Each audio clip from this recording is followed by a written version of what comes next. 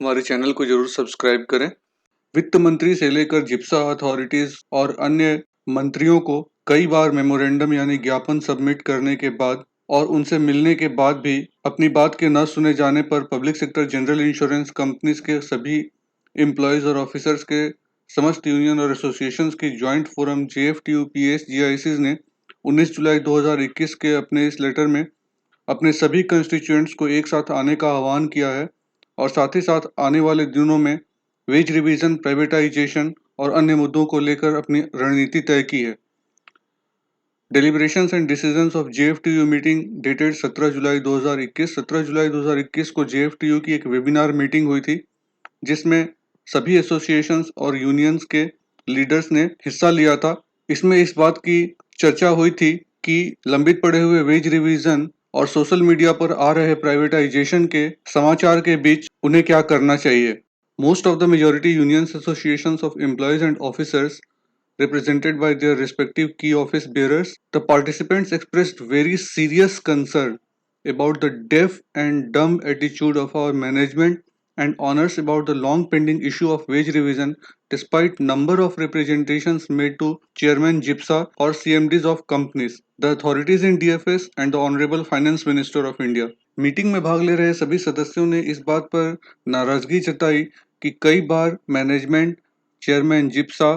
सीएमडीज, finance minister, DFS को सूचित करने के बावजूद और उनसे मिलने के बावजूद भी वे इस तरह से व्यवहार कर रहे हैं जैसे वे गूंगे और बहरे हों और उन्हें उनकी आवाज शानी नहीं सुनाई दे रही है। The workforce of PSGICs under the banner of JFTU have carried out number of IR actions including walkout strikes in the month of February 2021 and one-day strike on 17th March 2021. पीएसजीआईसी companies के employees अपनी salary को कटाते हुए फरवरी 2021 और 17 मार्च 2021 को strike पर गए थे। आपको याद होगा कि 17 मार्च 2021 के समय एलआईसी भी स्ट्राइक पर चल रही थी और उसके तुरंत बाद एलआईसी का वेज रिवीजन कर दिया गया था। It was brought to the notice of the house that at few centers some communication gap prevailed. कई जगहों पर ऐसा हुआ कि लोगों को इस बात की सूचना नहीं हो पाई कि स्ट्राइक कॉल की गई है,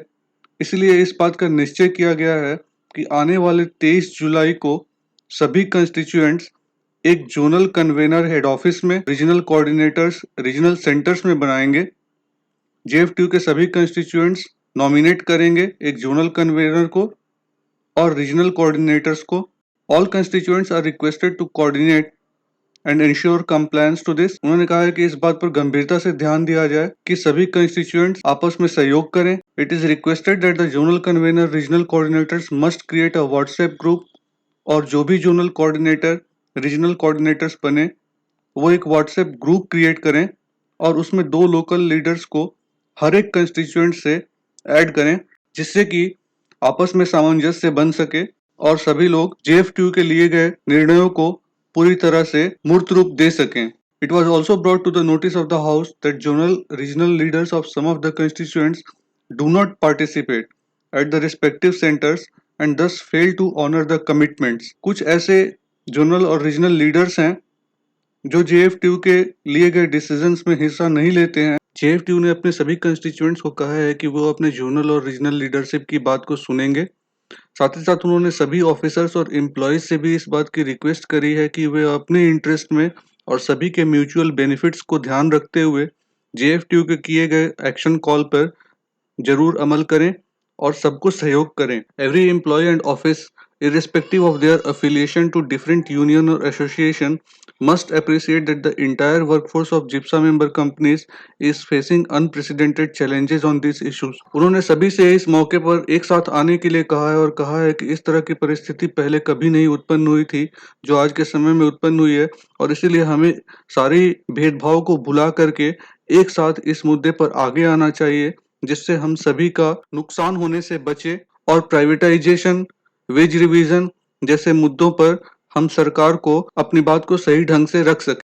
17 जुलाई की इस वेबिनार मीटिंग में इस बात का निश्चय किया गया कि संघर्ष को आगे बढ़ाया जाएगा, लेकिन कोरोना और विभिन्न कठिन परिस्थितियों को देखते हुए ये तय किया गया कि धीरे धीरे करके संघर्ष को आगे बढ़ाया जाएगा। इसके अंतर्गत 23 जुलाई 2021 शुक्रवार को लंच आवर डेमोन्स्ट्रेशन एचओ और आरओ में तय किए जाएंगे। जेएफटीयू के डेलीगेशंस सीएमडीज से मिलेंगे और उन्हें इस बात को याद दिलाएंगे कि मैनेजमेंट ने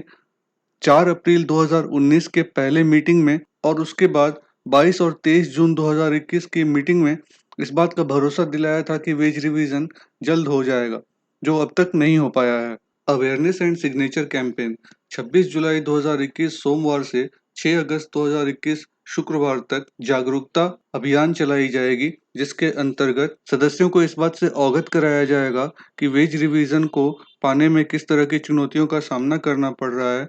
और साथ ही साथ किसी भी पीएसजीआई कंपनी के प्राइवेटाइजेशन के विरोध में लड़ना कितना जरूरी है, ये भी यूनियन अपने सदस्यों को बताएगी। Zonal regional units of JFTU shall also launch signature campaign on the common memorandum of these issues. JFTU के जोनल और रीजनल कंस्टिट्यूएंट्स एक कॉमन मेमोरेंडम पर इस दौरान एक सिग्नेचर कैंपेन भी चलाएंगे। इसके बाद 6 अगस्त 2021 को जिस समय